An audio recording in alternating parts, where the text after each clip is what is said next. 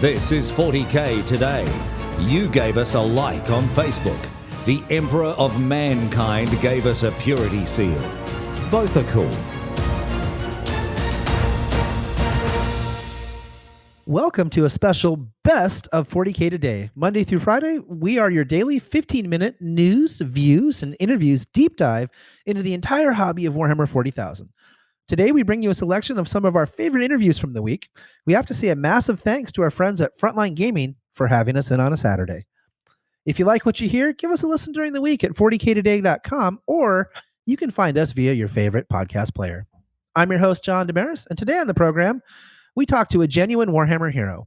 We also talk to a former White Dwarf editor that talks to us about what GW was like right before the launch of 40K. One of the best Necron players in the world joins us to talk New Edition and what it might mean for the crons, and one of our favorite podcast personalities makes his triumphant return. Let's get this show on the road. Some very interesting information is coming out about 9th edition. Here are the few of the highlights that I picked up from the good folks at Goonhammer, which, by the way, is one of the best places on the internet for long-form, deep dive information into 40K subjects. You should check it out and to help keep abreast of everything going on with 9th. They even have an article now that's listed all of the things the devs have talked about thus far. But as promised, here's a few of the cool highlights coming out in 9th edition. Death Watch is slated to get a major update pretty soon after 9th drops, pretty soon in air quotes. Old Space Marines are still going to be supportive, so you don't have to worry about having to get rid of all of your old, cool, painted models. The Forge World indexes are getting a full rewrite by the GW rules team. This is excellent news because hopefully it'll bring a lot of the Forge World stuff in line, both in power level and points cost, with things that are found in the normal codexes. And I think one of the most exciting things is command points will be based on your army size and not on your detachments. Thus, everyone will have the same number of command points, leveling the playing field. Custody players and Grey Knight players alike will be rejoicing. Not all heroes wear capes. Some of them are just a regular person like any of us. Damien Long has been 3D printing for some time, and when he saw the need for personal protective equipment, he got busy figuring out how he could repurpose his equipment to make a difference. He was able to produce a staggering number of reusable masks and really make a ginormous impact early on in the pandemic. Damien, before we get started, first let me say you are a true inspiration and hero, and I really appreciate you taking the time to talk with us today. So cheers to you, fella. I really, really appreciate it. But why don't you tell everybody sort of what was the impetus and how you got started and what you're doing? Because I guess maybe I didn't exactly say that to start. So yeah, sure, no worries. So I have been 3D printing miniatures and terrain and props and stuff for about a year now. And when the COVID-19 virus hit, I realized pretty quickly that there was a lack of PPE locally for frontline workers. So I stuck up a quick post on my Facebook page and just basically said to friends and family, if anyone wants any of these face shields that I was able to produce, let me know. Ended up just having a massive outcry from all the large local hospitals, ambulance service, care homes, pretty much all the medical profession locally. So essentially, moved very quickly to start building these things. I actually fired up a GoFundMe page, and within 24 hours managed to get £2,000 in there, which allowed me to really ramp things up. So through the 3 weeks of last month, the first 3 weeks, I managed to produce and donate 3,381 face shields for frontline NHS workers in the UK, which from the printers that were basically doing terrain and props beforehand. So it was a major upscale. That's amazing, and we'll definitely put a link to the GoFundMe. Is it still running? If people I closed it down as soon as I'd had enough to get the materials. Obviously, there's no point in keeping it running. Gotcha. But yeah, as soon as I'd had enough of the materials, that money essentially allowed me to upscale and go to major plastic manufacturers to get thicker, stronger sheeting for the front lenses, which essentially meant they were 2.5 times thicker than anything else that was currently available, even at cost. Yeah, so you donated 3,300 some odd face masks for frontline workers. That's incredible. And if people haven't seen these face masks, they're the full like clear plastic shields that Yeah. cover the entire, so they're very protective, right? They do a good job. Yeah, sure. I mean, they were signed off by infection control at both our large local hospitals and by the ambulance service. They were cleaned with alcohol and chlorine dips between usage, so they were able to be reused rather than thrown away, which is a big win at the moment with the lack of PPE that is available for those workers. It does seem now that major manufacturing has started to speed up, which probably should have happened 8 weeks ago or so. But I know there's companies out there now that are now able to produce these en masse, which is great. But there's only a certain amount of the material in the UK supply chain, so that's now been diverted as it should have been to people that can now manufacture these things en masse. So I think it's starting to drip through, which is good news. But it wasn't just myself. There's the whole 3D printing community sort of turned on this, and there are a lot of people globally that are doing a very similar thing. It's Yeah. always really fun to see how people come together in times of crisis. And dude, I actually legitimately have goosebumps right now just listening to your story. It's so inspiring. I mean, I just it's awesome to see good people doing good things for good reasons, right? Because Yeah, sure. you don't always get the crossroads of all of those things. But just let me say from my heart, dude, thank you. Like that is legitimate heroic stuff, dude. Like No worries, man. well, It was a pleasure to do it, and it was hard work. We were doing so it's up to 18-hour days building and constructing them, and the printers were running 24 hours a day solidly for over 3 weeks at maximum speed with super wide nozzles on, so they're running significantly faster and with bigger kit than I'd normally use for miniatures or anything like that. Which came with its own problems, but yeah, it was good. We managed to produce some serious numbers and hopefully help people locally. So all you can do.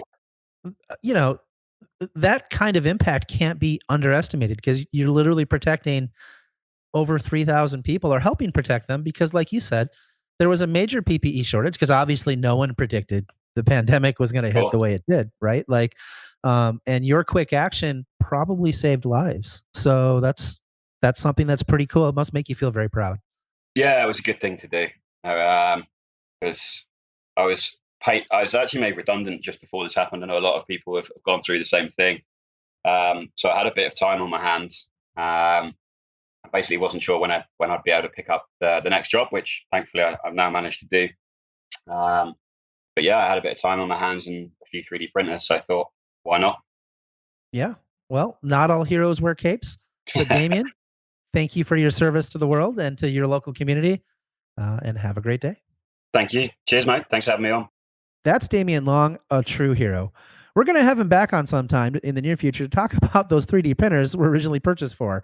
Maybe some super cool terrain or some life-size 40K weapons. A long time ago, in a galaxy far, far away, Paul Cockburn took over as the editor of White Dwarf magazine. These days, he lives in New Zealand, not far away from our own Steve Joel, and the two of them caught up for a chat about history. Let's start before you even are editing the magazine. What led you into Games Workshop? How do you get to Games Workshop and start work there? And what sort of time in your life were you at? So I'm about 24, and the competitor to Games Workshop, a company called TSR, who are behind Dungeons and Dragons, they launched a UK magazine competitor to White Dwarf, and I set up and run that for 3 years. Right. Okay. When I leave there, the boss guys at Games Workshop then took me on, not specifically to do White Dwarf. I was there as a kind of project manager, but I quickly ended up doing White Dwarf for. Well, it's a fairly bizarre story that's difficult to do quickly, but I can if you like. Okay. Well, take as long as you need to do it justice. Well, it's just this amuses all of those of us who were involved in this story. So Games Workshop, the company, was based in London, UK. Citadel Miniatures, the people that make all the toy soldiers, were and are in Nottingham. Yes. So I joined Citadel, but at this time, Citadel is taking over Games Workshop. One of the things they decide to do is they're going to move everything up to Nottingham. There are plans for a big office and factory, all of this sort of gubbins.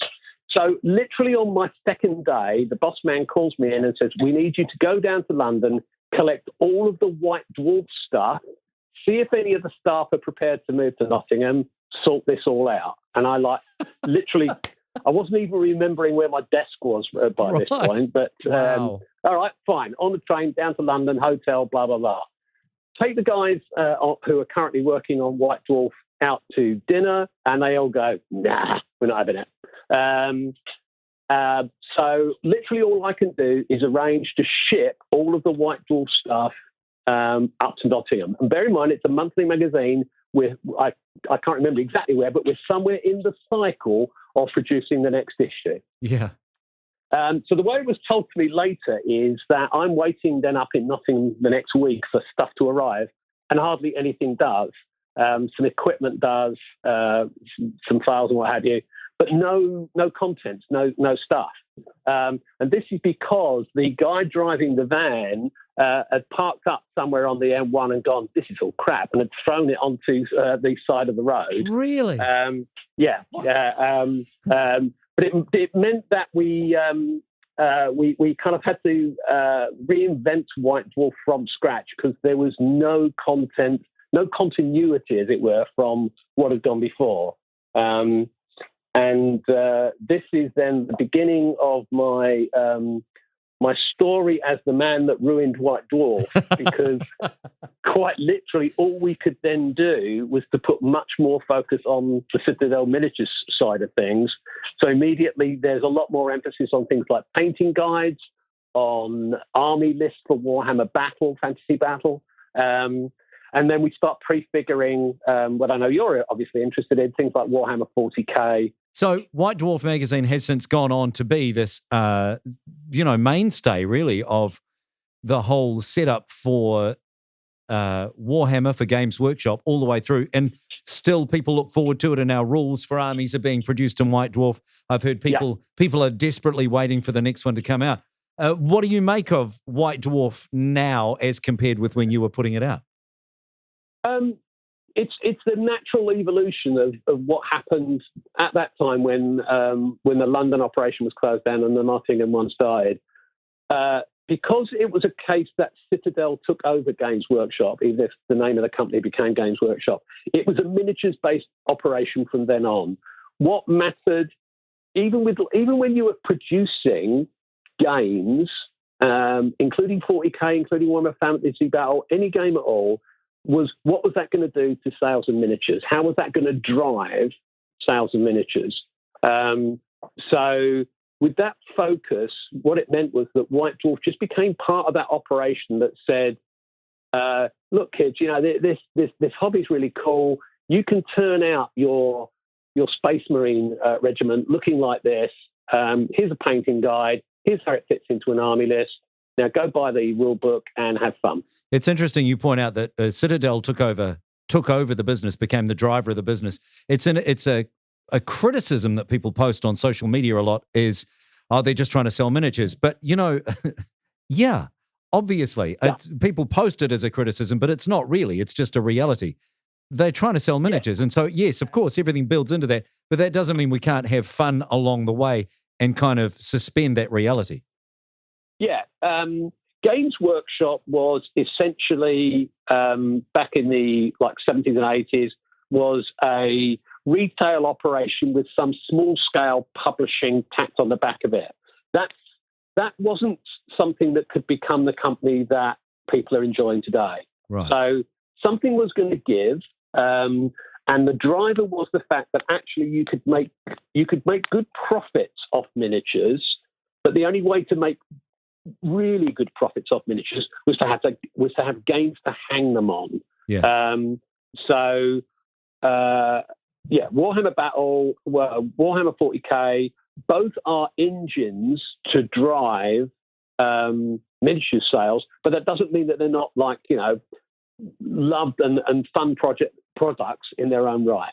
That was Paul Cockburn. His stories were so fun, we produced a second interview with him this week that was on Thursday's show. You should definitely check it out. Next up on the show, we chat with Ulyss Sanders about Necrons. Today's episode of 40K Today is brought to you by Frontline Gaming. Frontline Gaming is a one-stop shop for all your Warhammer hobby needs, discounted products, American-made gaming mats and terrain, and a full line of miniatures painting service and daily hobby content. And this can all be found at frontlinegaming.org. Welcome back. Ulyss Sanders did very well at LVO with Necrons. Stops by to let us know what he thinks they will be getting in the new edition. 40K Today's own Steve Joel sat down with Ulyss to discuss that very thing. You always knew that Necrons had it in them in the right hands. Is that fair to say? You know, I felt like my list was very capable of a 4 and 2. And all I needed was 1 or 2 lucky rolls to get to a 5 and 1, or potentially even a 6 and 0. Like I knew the list had the capabilities to get there. My 5th game was against an Iron Hands player who finished 5 and 1. So imagine that, you're an Iron Hands player and your only loss was the Necrons. Yeah. On turn 1, I killed 1,200 points of his army. I knew if I could get to the top 100 tables, it played to my advantage. The success at LVO was amazing, and I communicated with you during all of that. I was watching as much as I could. The results come in every game and going, holy moly, this guy, he's on a roll. But what we're seeing now, and because there's been so much over the last little while about, people saying, oh, Necrons aren't getting any love and there's no new models and why do we wait so long? But now, GW, man, have they made up for it. If what we've seen in the last few days is anything to go by, for a start, let's talk about the models that are coming out.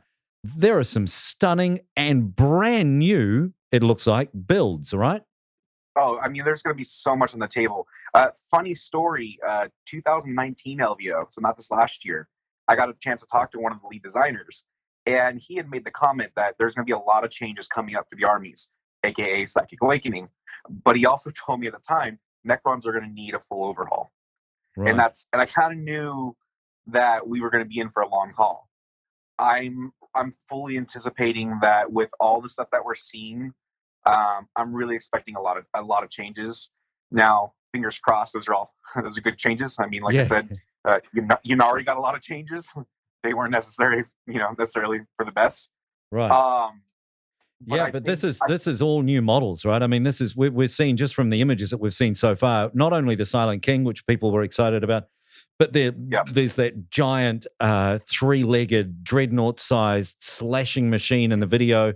It looks like a potential Necron Knight variant, maybe. Yeah. Maybe something similar to Gallant, which would be a very cool addition to the list. The one that's really intriguing is that Citan model-looking thing. And there's talks that it could be potentially the Shard of the Void Dragon. Right. Wow. If that plays out, I think, that's going to be really interesting.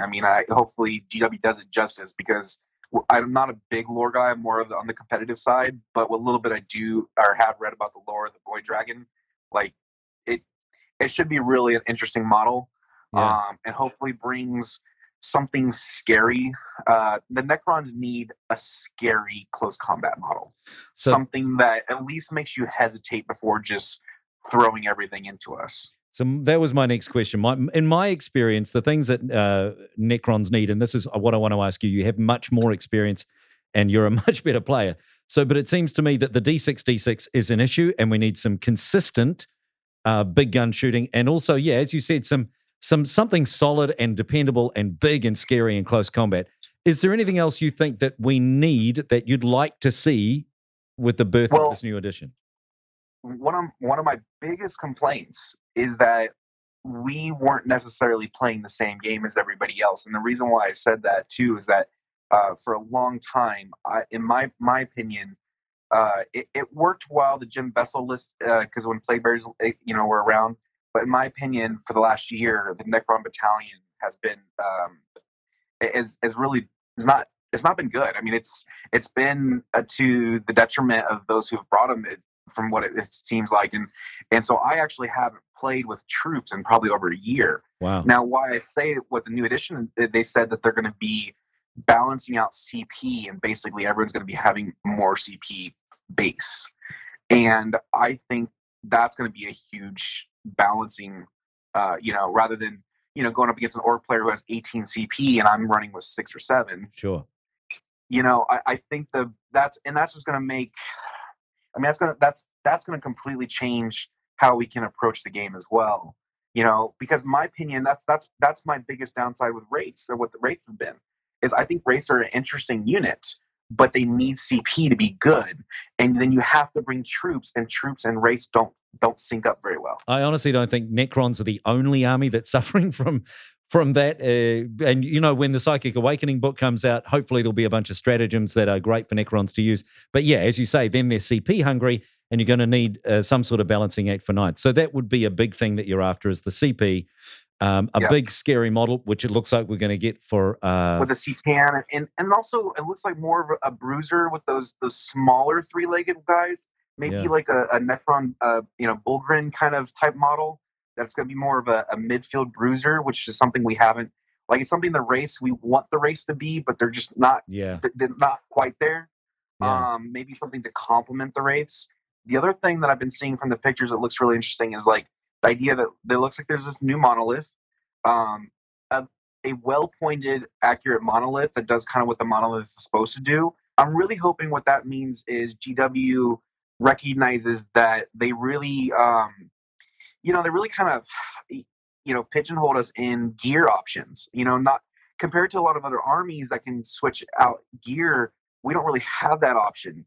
And I'm really hoping, like, especially for like the Lich Guards, the idea of being able to have maybe 3 or 4 sword boards with, complementary 5 or 6, war sites, stuff like that across the whole codex could be a big addition as well. And maybe I'm reading a little bit too much into that with seeing some of the death rays on the monolith, but I'm hoping maybe there's going to be some more gear flexibility going forward. And that's, I think that would be huge for us as well.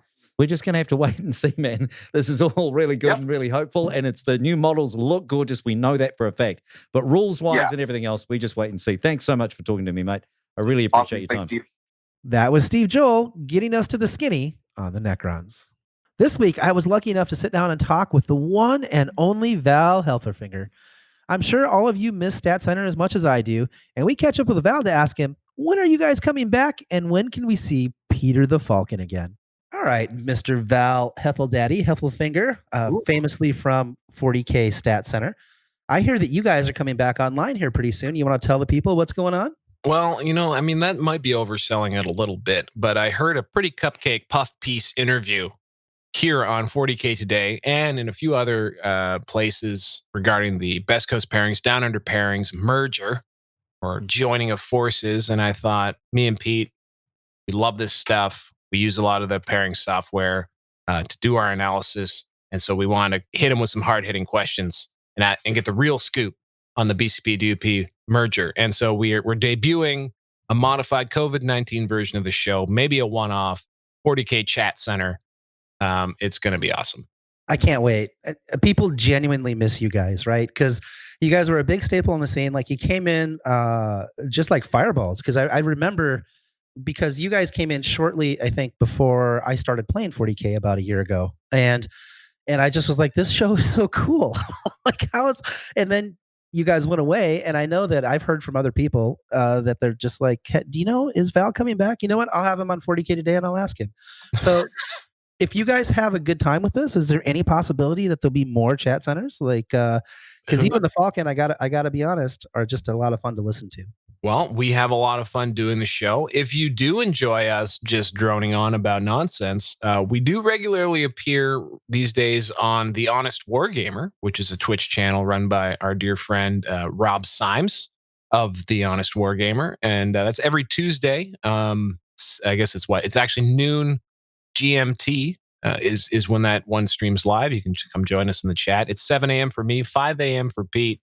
So it is a passion project. Definitely something we do for the love of the game and hearing each other talk. So check us out there. Absolutely. I think that's one of the things that made Stat Center sort of what it was you and Pete. This is totally a passion project, right? It's definitely not I'm going to get rich off podcasting, which, by the way, folks, in case you're wondering, is not a thing. But if someone's going to figure it out, John, I got my money on you, pal. You think so? Yeah. Okay.